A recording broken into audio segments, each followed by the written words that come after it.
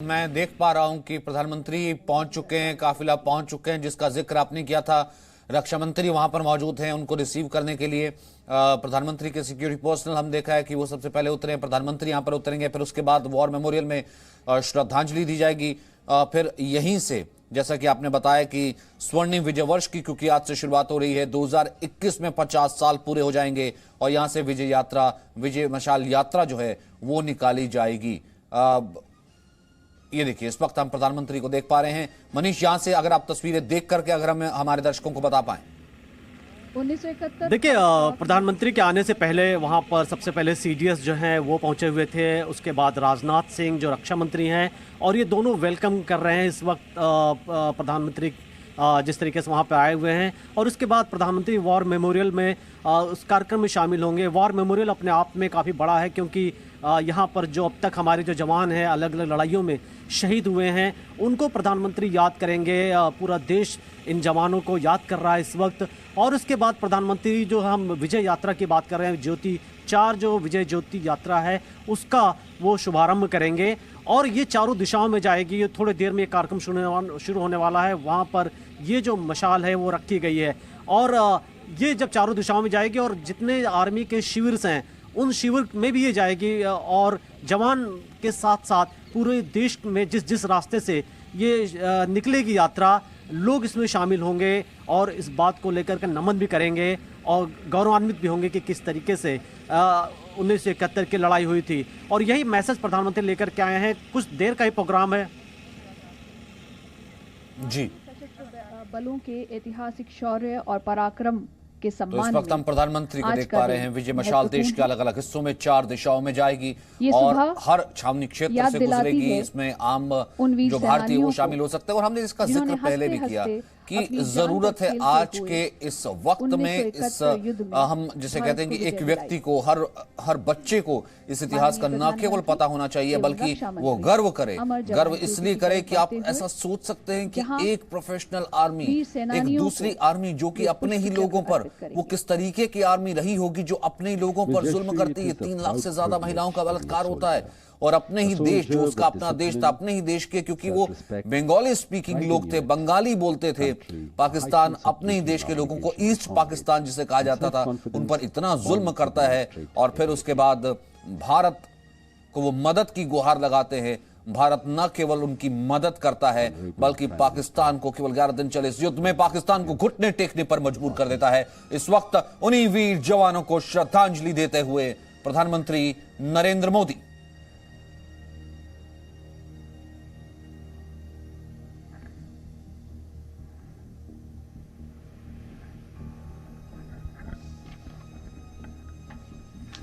It is a matter of fact that the soldier is baptized by fire in battlefield. It is in the face of enemy that his character is एक से एक जब भी war history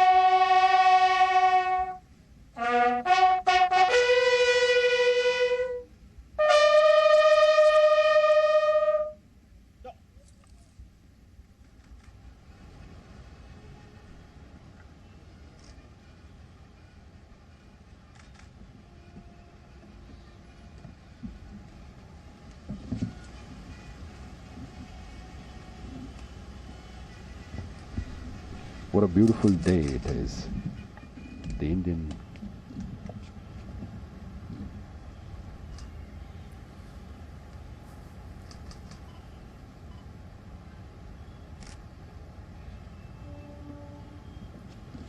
प्रधानमंत्री नरेंद्र मोदी इस बीच उन्होंने श्रद्धांजलि दी वीर जवानों को 1971 के पराक्रम को याद करते हुए। नेशनल वॉर मेमोरियल, जैसा कि मैंने पहले भी जिक्र किया, ये बहुत इंपॉर्टेंट है नेशनल वॉर मेमोरियल। और कर्नल तेजस्वी को अगर इन तस्वीरों पर मैं चाहूँगा कि अगर आप भी कुछ ऐड ऑन करें, कुछ बताएं इस वक्त ये जो क्षण, ये जो गौरव गाथा चल रही, क्योंकि हम अमूमन ऐसे देखते हैं कि 26 जनवरी का जब वक्त होता है, 15 अगस्त होता है, तब हम देखते हैं कि हम अपने शहीदों को, अपने जवानों को याद करते हैं। लेकिन हमारे लिए विजय दिवस एक बहुत ही अहम दिन है और उसे बिल्कुल उसी तरीके से मनाना और उसे उसी तरीके से सेलिब्रेट करना जिस तरीके से हम अपने इंडिपेंडेंस डे या फिर रिपब्लिक डे को सेलिब्रेट करते हैं, ये कितना इंपॉर्टेंट रखता है? देखिए, इसमें मैं तो सबसे बड़ी बात ये मानता हूं कि आज हम ये दिवस अपने ही वॉर मेमोरियल से कर रहे हैं। देखिए, किसी भी देश को इतनी चैलेंजेस का मुकाबला मिलिटरली नहीं करना पड़ा जितना भारत को करना पड़ा अपनी आज़ादी के बाद। इजराइल एक, मेरे ख्याल से हमारे नेक्स्ट आएगा जिन्होंने अपनी आज़ादी के बाद 4 बार लड़ाई लड़ी है। लेकिन अगर आप इंडियन आर्मी की बात करेंगे, 1947-48 वॉर में हम लड़े, 65 में हम लड़े, फिर सियाचिन की लड़ाई लड़े, फिर 1971 आ गया, उसके बाद IPKF ऑपरेशन श्रीलंका में हुए, और उसके बाद कारगिल युद्ध हुआ, और साथ में हम पिछले 30 साल से एक वॉर की लड़ाई लड़ रहे हैं जो कि बिल्कुल, और उस वक्त से लड़े 100 जवान शहीद हुए। तो मैं मानता हूं कि पिछले कई सालों से जो फौजियों की डिमांड थी कि भाई हम एक वॉर मेमोरियल बनाएं, और तो नहीं बनाए, उसके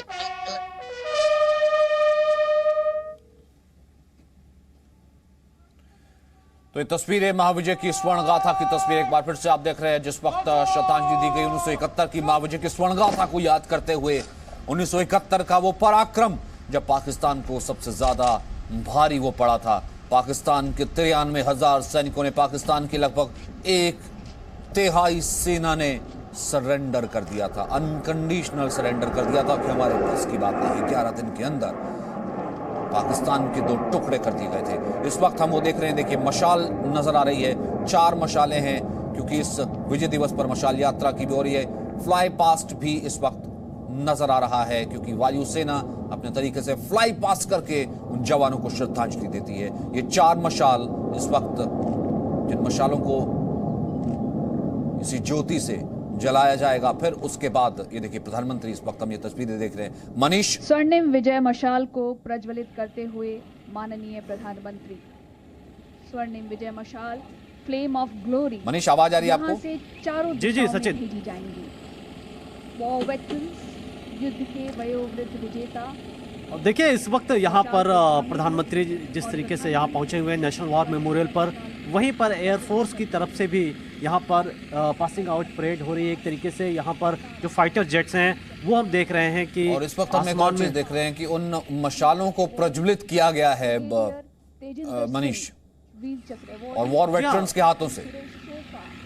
जी हाँ, वॉर वेटरन्स के हाथों से ये जो मशाल है जिसका हम सुबह से जिक्र कर रहे हैं, इसकी काफ़ी कई दिनों से तैयारी हो रही थी क्योंकि प्रधानमंत्री चाहते थे कि पूरे देश में, ख़ास तौर पर जब हम इसके 50 साल कंप्लीट हो गए इस लड़ाई के, तो उसको इसका एक भव्य कार्यक्रम हो और आम लोग, सिर्फ सेना नहीं, सिर्फ आर्मी के शिविर्स नहीं, जबकि आम लोग भी इससे जुड़ सकें। और लगातार प्रधानमंत्री कोशिश कर रहे हैं क्योंकि अगर देखा जाए तो कई बार हम नकारात्मक चीज़ों में ज़्यादा इन्वॉल्व रहते हैं सचिन, और जो हमारे देश का जो प्राउड इतिहास है, जो प्राउड मोमेंट्स है, चाहे हम DRDO की बात करें या हम रिसर्च की बात करें या फिर साइंटिफिक रिसर्च की बात करें या हम लड़ाइयों की बात करें या फिर सर्जिकल स्ट्राइक्स की बात करें, ये वो गौर करने वाले क्षण है जो हमें उस पर फख्र करना चाहिए। और कई बार हम नकारात्मक चीज़ों में ज़्यादा उलझ जाते हैं, और ये एक ऐसा दिन है जो आज की चाहे जनरेशन हो, चाहे आने वाली जनरेशन हो, उसके लिए याद करना है। तो जहाँ जितने वेटरन्स हैं आर्मी के या नेवी के या एयरफोर्स से, उनसे भी इस बात की उम्मीद की जा रही है कि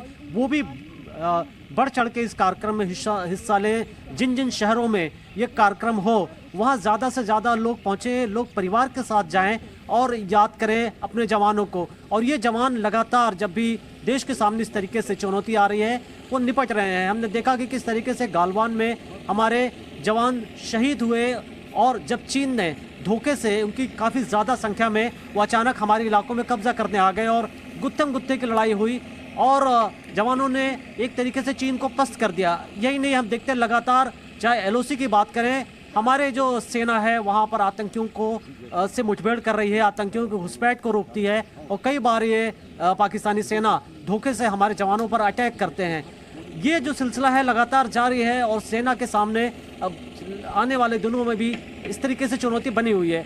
तो इस वक्त जो है प्रधानमंत्री जो ज्योति है, जो ज्योति मशाल है, जो ज्योति यात्रा का शुभारंभ करने वाले हैं, थोड़े देर में ही वो इसको लेकर के इसका एक तरीके से झंडी देंगे और इसके साथ ही साथ लगातार वहाँ पर जो वॉर मेमोरियल है, जहाँ पर हमारे जवानों के जो जवान शहीद हुए हैं उनके नाम का जिक्र है, वहाँ पर भी उन जवानों को वो याद करेंगे, उनको सल्यूट करेंगे। तो ये कार्यक्रम है और इसके साथ ये शुरुआत हो रही है।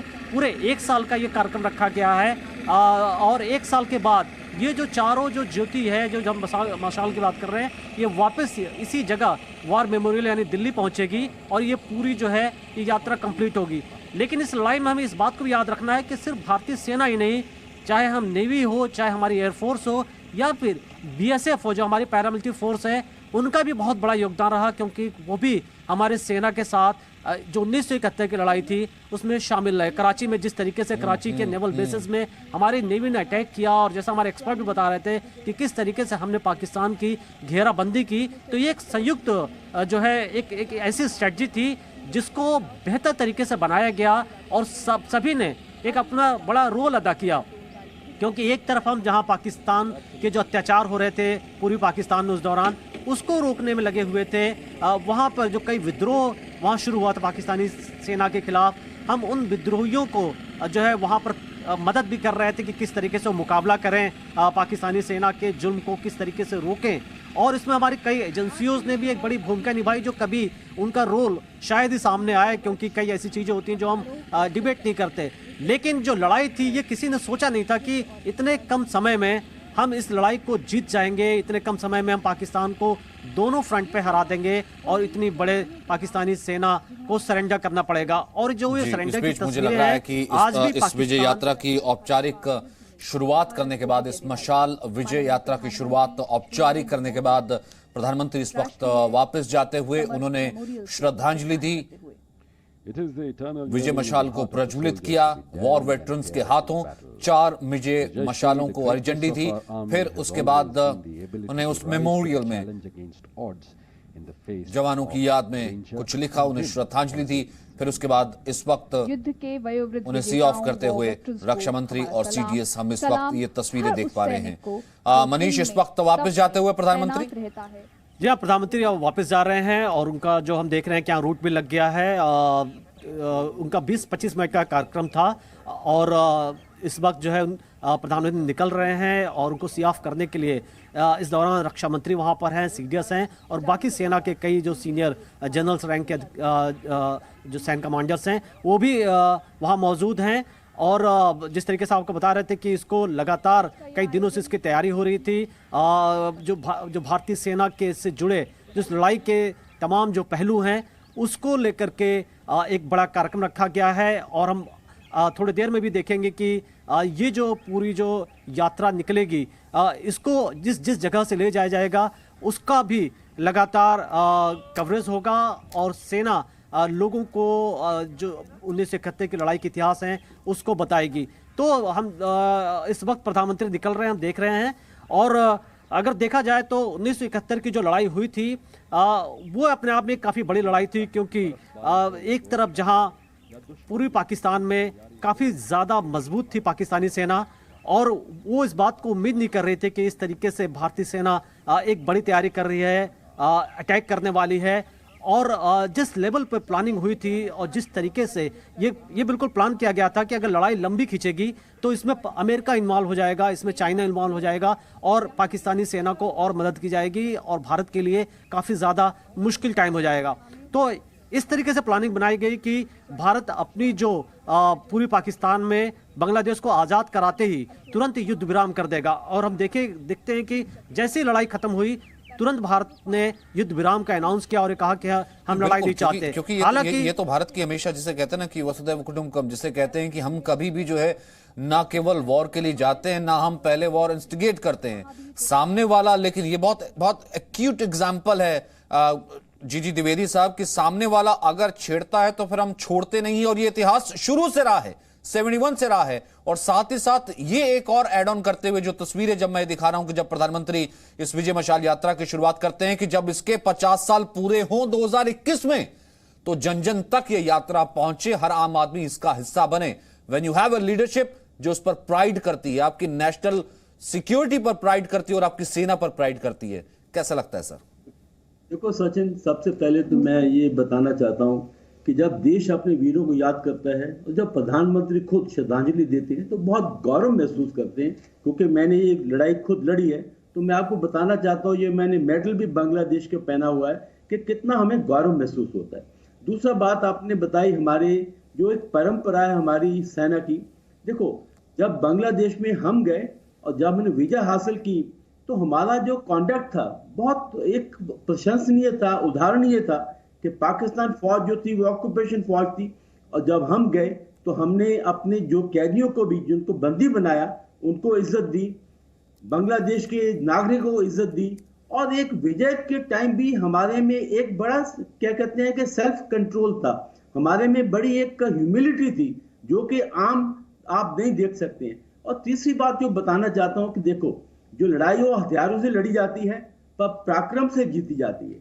तो हमारे पास हथियार तो आधुनिक नहीं थे, पाकिस्तान के पास बहुत आधुनिक हथियार थे, पर हमारे पास पराक्रम था, हमारे पास निश्चय था, और हमारी ये लीडरशिप थी कि ऊपर से लेकर नीचे तक कि हम फ्रंट लाइन में लीडरशिप में थे, और इसीलिए हम ये जीत हासिल कर पाए। और बाद में मैं बटालियन कमांडर रहा हूँ सियाचिन में और यहाँ त्रिशूल में। तो यही हमारी परंपरा चलती आ रही है कि देखो, हम किसी को छेड़ते नहीं है, तो जब हमारे ऊपर कोई आक्रमण करेगा तो हम उसको छोड़ेंगे नहीं। ये हमारी भारत की फौज की एक परंपरा है, हमारे देश की परंपरा है। और आखिरी में मैं यही बताना चाहता हूँ कि आजकल का युद्ध जो है वो सेना ही नहीं लड़ती है, पूरा देश लड़ता है। जब देश सेना के पीछे होता है तो सेना का मनोबल जो है वो कहते हैं आसमान पर पहुंच जाता है, और वो सेना कभी भी कहते हैं हार नहीं सकती, वो सदा ही विजय होती है।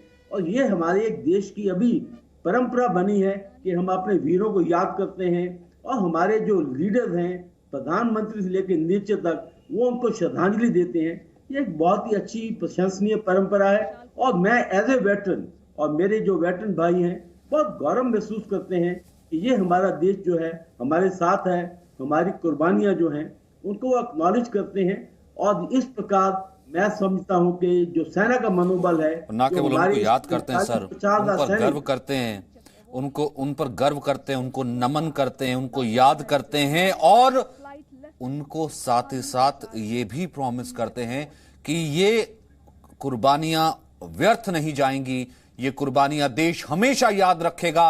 और ये कुर्बानियां हुई हैं तो हम और आप इस वक्त यहां पर हैं, और ये कुर्बानियां ही अदम्य साहस, अदम्य शौर्य की है। और आज उन कुर्बानियों को नमन, उन कुर्बानियों को प्रणाम। विजय दिवस 2020 पीएम मोदी ने प्रज्वलित की स्वर्णिम मशाल यात्रा और वीर जवानों को दी श्रद्धांजलि, और महाविजय की स्वर्ण गाथा की यहां से शुरुआत हुई, शहीदों को नमन किया गया।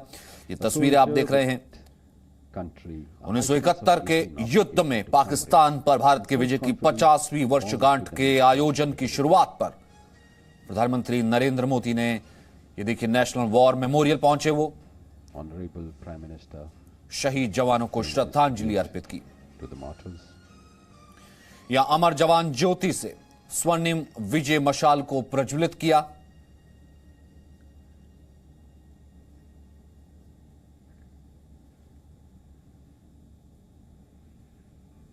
ये देखिए, प्रधानमंत्री ने सलामी ली, फिर उसके बाद श्रद्धांजलि दी, 4 विजय मशालों को प्रज्वलित किया। देश के विभिन्न हिस्सों में इन मशालों को लेकर के ले जाया जाएगा। और ये महाविजय की स्वर्ण गाथा हम इसलिए कह रहे हैं क्योंकि 2021 में हो रहे हैं, इसी विजय दिवस को, इसी विजय गाथा को 50 साल पूरे।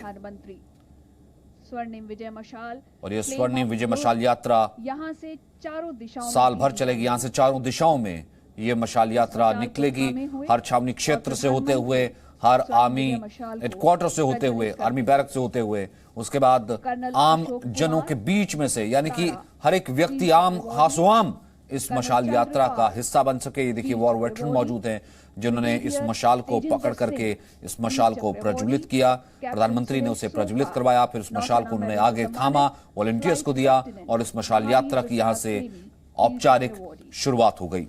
देश के विभिन्न हिस्सों में इस मशाल यात्रा को ले जाया जाएगा। 50 साल पूरा होना, यानी कि 50वीं वर्षगांठ पर यह है स्वर्णिम विजय यात्रा। आम लोग इसका हिस्सा बने, आम लोगों तक ये इतिहास पहुंचे। मशाल को लेकर जाएंगे। इसका मकसद इसके पीछे यही है कि विजय दिवस को एक आम जन जन तक पहुंचाया जाए कि 1971 में भारत ने किस तरीके से न केवल पाकिस्तान को घुटने टेकने पर मजबूर कर दिया था, बल्कि पाकिस्तान के 2 टुकड़े तक हो गए थे। वो पाकिस्तान जो कि अपने ही लोगों पर तरीके से जुल्म ढाता था, ईस्ट पाकिस्तान को बांग्लादेश के नाम से लिबरेट करवा दिया था। हमारे साथ इस वक्त बेहद खास मेहमान जुड़े हैं। जनरल जीजे सिंह, पूर्व सेना अध्यक्ष, और हमारे साथ कर्नल टीपी त्यागी भी मौजूद है। जनरल जीजे सिंह, जय हिंद, विजय दिवस की बहुत बहुत मुबारकबाद सर। और मैं अगर इन शब्दों में शुरुआत करूं तो सर ये अतिशयोक्ति नहीं होगी। हमने तमाम वॉर हिस्ट्रीज देखी हैं, वॉर चैप्टर्स पढ़े हैं, पूरे दुनिया के वर्ल्ड वॉर की किताबें पढ़ी हैं, लेकिन आज बिलीव नहीं होता कि एक ऐसी वॉर भी लड़ी गई थी जिसमें 93,000 सैनिक सरेंडर कर देते हैं। यह भारतीय सेना का साहस था, अदम्य शौर्य था।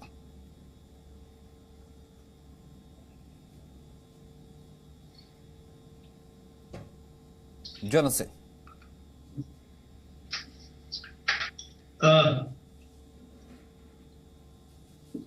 सचिन अरोड़ा जी।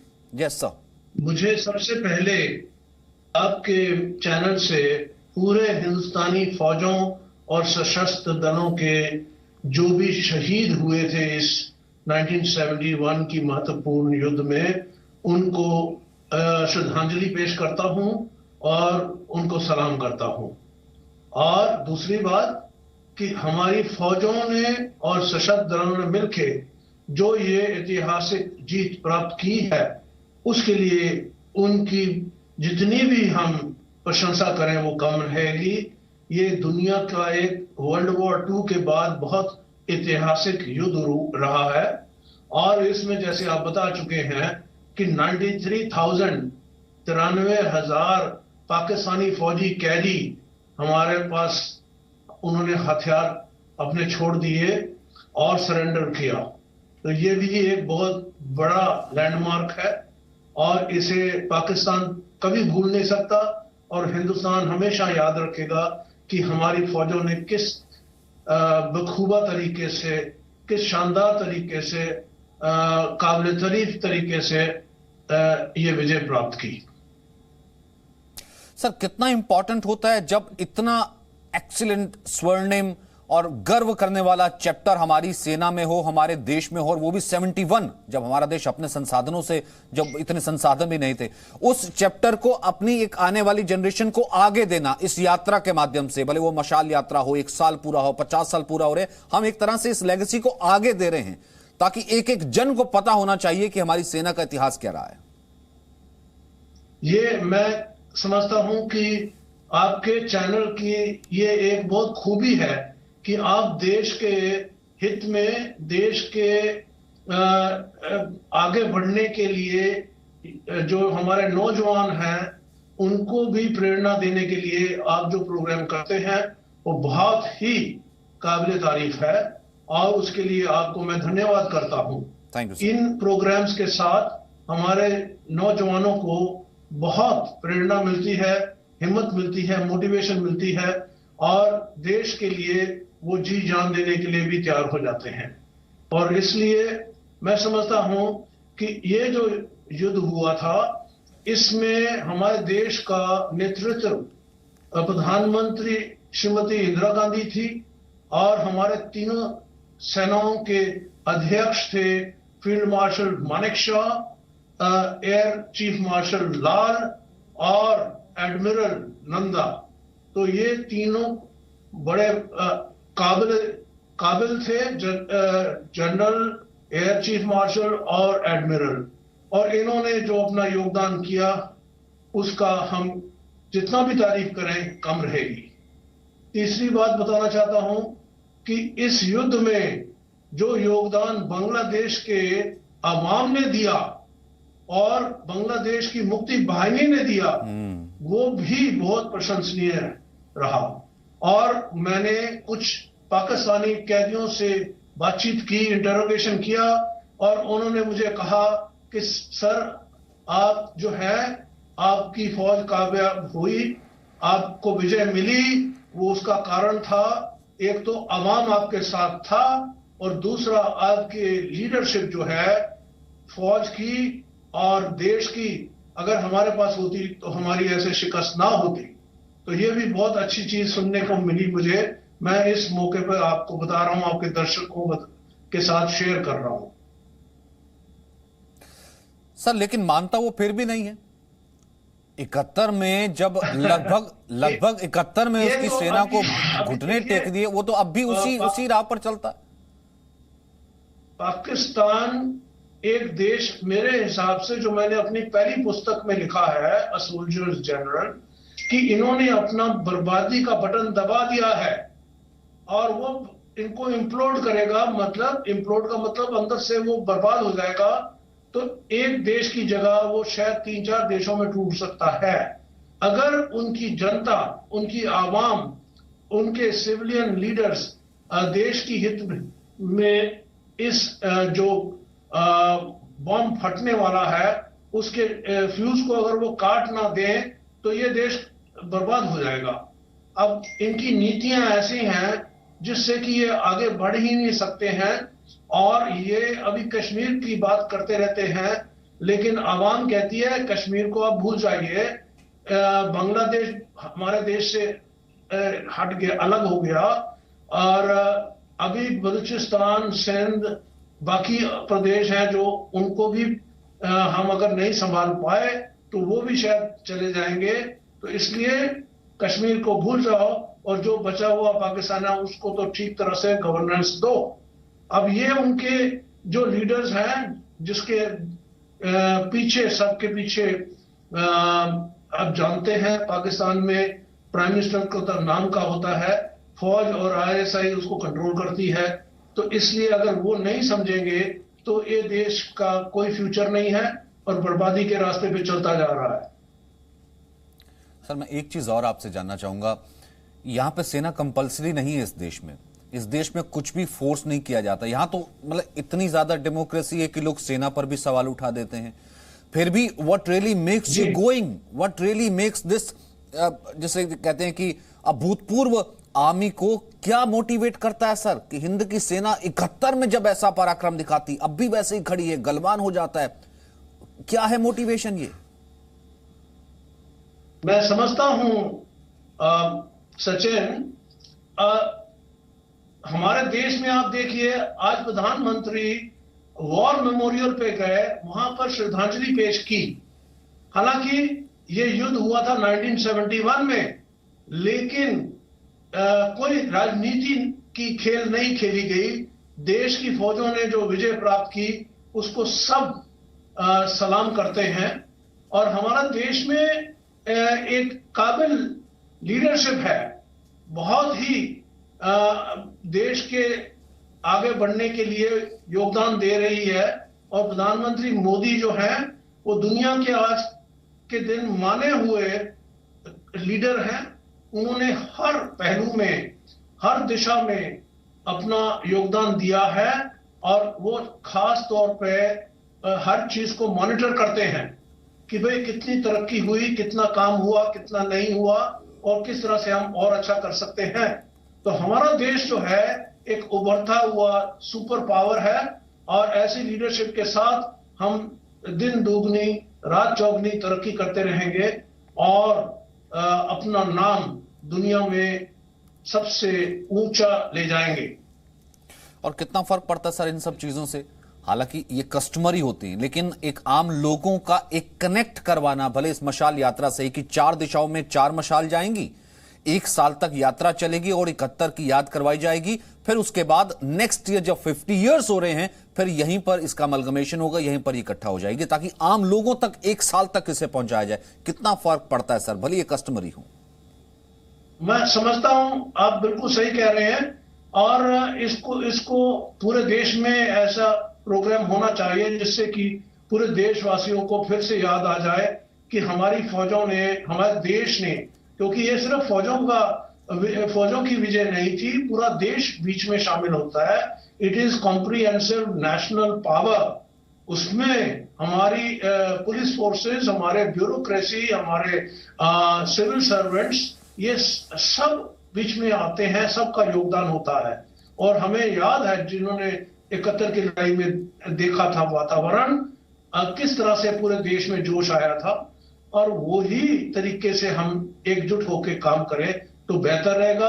अभी हाल ही में जो हादसे हो रहे हैं और ये धरना हो रहा है, इनको मिसगाइड किया गया है किसी ने, और उसमें मुझे कोई शक नहीं कौन लोग हैं, वो हमारे गवर्नमेंट को भी पता है, लेकिन उससे देश को नुकसान होता है, ये हर आदमी को सोचना चाहिए। और जब हमारे प्रधानमंत्री और हमारे बाकी जिम्मेवार लोग हैं, वो सब समझाने की कोशिश कर रहे हैं, उसमें राजनीति की खेल ना खेली जाए तो बहुत अच्छी है। तो इसलिए मैं समझता हूं कि वो भी समझ जाएंगे कि ये जो एक कदम उठाया है। मैं फ्रांस में हूं अभी, वहां से आपके साथ बात कर रहा हूं। क्या बात है? यहाँ पे जितने फार्मर हैं वो किसी जगह पे भी अपना उपज बेच सकते हैं, किसी समय भी बेच सकते हैं, और उनको आजादी है, उनको किसी इंटरमीडिएरी के थ्रू जाने की जरूरत नहीं है, और अगर है तो वो उनकी चॉइस है, अपनी चॉइस है। तो इसलिए दुनिया भर में और हिंदुस्तान में भी, नॉर्थ ईस्ट में, अरुणाचल में, सिक्किम में, मेघालय में, नागालैंड में, वहां कोई मंडियां नहीं है, वहां पे कोई दलाल नहीं है, वहां पे कोई मिडिलमैन नहीं है। तो कहने का यह मतलब है कि हमें अपने देश को सबसे पहले सोचना है, उसका भविष्य के बाद Exactly, हमारे बच्चे, हमारे पोते पोतियां भी इसका फायदा उठाएं, और हमें ऐसा हिंदुस्तान उनके लिए छोड़ना चाहिए जिससे कि उनको भी गर्व हो कि हम हिंदुस्तानी हैं, हम इंडियन हैं, हम भारतवर्ष के बच्चे। जी, बहुत बहुत शुक्रिया सर, आप फ्रांस से हमारे साथ जुड़े और इस खास दिन पर आप जुड़े क्योंकि आप जुड़ना चाहते थे, देश आपको सुनना चाहता था। वो ये प्राउड ऑफ यू। जय हिंद सर, बहुत बहुत शुक्रिया सर। जय हिंद, थैंक यू। तो 50 साल पूरे हो जाएंगे और 50वीं वर्षगांठ इस वक्त भारतवर्ष मना रहा है, विजय दिवस, और इस वक्त विजय मशाल यात्रा की शुरुआत की गई है। 1 साल ये पूरी यात्रा चलेगी और अगले साल यानी कि 50वीं वर्षगांठ जिस वक्त भारतवर्ष मनाएगा विजय दिवस की, 1971 की उस जीत की, तब ये मशाल स्वर्णिम यात्रा खत्म होगी यहीं पर आकर के नेशनल वॉर मेमोरियल, जहां पर प्रधानमंत्री नरेंद्र मोदी पहुंचे, शहीदों को नमन किया, अमर जवान ज्योति से उन मशालों को, 4 विजय मशालों को प्रज्वलित किया जो कि देश के 4 अलग अलग हिस्सों में जाएंगी। फिर उसके बाद रक्षा मंत्री यहां पर मौजूद थे और न केवल जवानों को नमन किया, याद किया, बल्कि उस सेना के इतिहास और दम्मे शौर्य को आम जन जन तक पहुंचाने के लिए मशाल यात्रा की भी शुरुआत की गई है। हमारे साथ मेहमानों का एक शानदार और ऑनर पैनल लगातार हमारे साथ जुड़ा हुआ है। एसपी सिन्हा इस वक्त हमारे साथ हैं, टीपी त्यागी सर हैं हमारे साथ, जीटी द्विवेदी हैं। टीपी त्यागी जी, मैं आपसे जानना चाहता हूं, और एजीबी जैनी भी इस वक्त हमारे साथ जुड़ गए हैं। त्यागी सर, मैं सबसे पहले आपसे ये जानना चाहता हूं सर, जब आप ये तस्वीर देखते हैं, क्योंकि विजय दिवस हर साल आता है, हर साल मनाते हैं, सेना अपने सैनिकों को याद करती है, देश भी याद करता है, लेकिन जब इस मास लेवल पर सुबह की शुरुआत ही होती है, हम अपनी सेना को नमन करते हैं उस 71 की जीत की याद के साथ, सर कैसा महसूस होता है? बहुत अच्छा महसूस होता है जब ये मशाल का जुलूस निकलेगा और अगले साल तक पूरे देश में किस किस्म की जागृति पैदा हो चुकी होगी, किस किस्म का हौसला डेवलप हो चुका होगा। और जनाब, कोई भी युद्ध हौसलों से लड़ा जाता है, सिपाहियों की संख्या और आपके हथियारों के प्रकार इतने मायने नहीं रखते जितना खतरनाक समय में निर्णय लेने की क्षमता, जोखिम उठाने का साहस और हौसला मायने रखता है। और इसी हौसले को beyond the call of duty कहते हैं। मैं एक उदाहरण देता हूं। जब बांग्लादेश में हम लोग गए थे तो हमको हुक्म क्या था कि आप खुलना, बंदरगाह और चटगांव के ऊपर ही कब्जा करेंगे, लेकिन ढाका के चारों तरफ नदियों का जाल होने के बावजूद हमारे पैराट्रूपर्स वहां गए और वहां 26,400 सैनिक पाकिस्तान के थे और हमारे केवल 3,000। मगर हमने अपनी beyond the call of duty, यानी कि जो कर्तव्य करना है उससे ज्यादा कुछ करना है, वो करते हुए ढाका पे कब्जा किया। और उसका नतीजा ये रहा कि 93,000 सिपाहियों ने अपना समर्पण कर दिया पाकिस्तान के।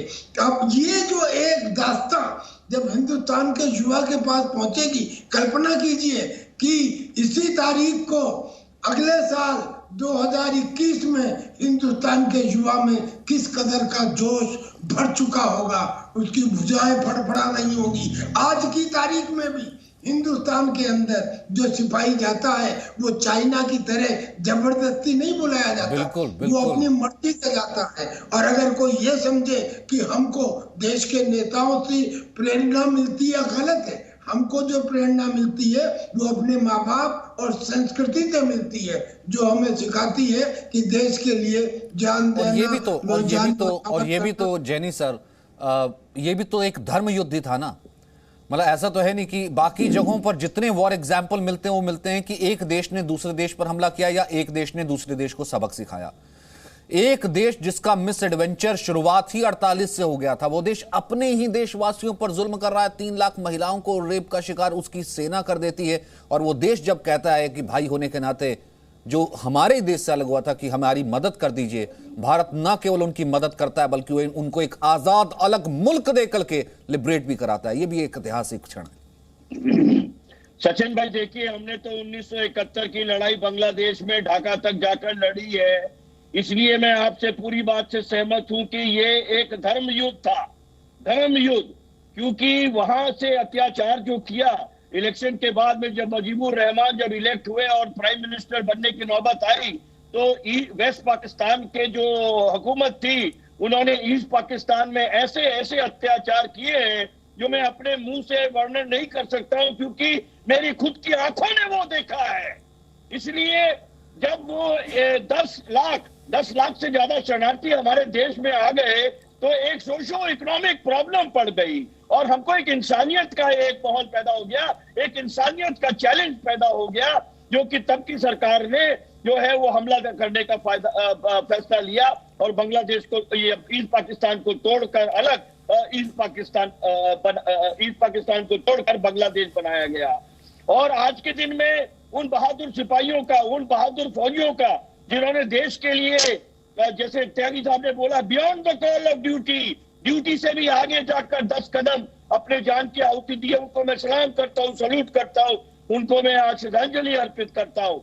क्योंकि हमको एक बात मैं बताना चाहता हूँ आपके माध्यम से सचिन, कि एक जवान लड़ता क्यों है, अपनी जान क्यों देता है बॉर्डर पर? इसलिए नहीं कि सामने दुश्मन है, इसलिए जान देता है कि वो जानता है कि उसके पीछे उसका देश खड़ा है, उसके पीछे जी न्यूज खड़ा है, उसके पीछे आप जैसे लोग खड़े, उसके पीछे पूरा उसका फैमिली, उसका गांव, उसका समाज खड़ा है।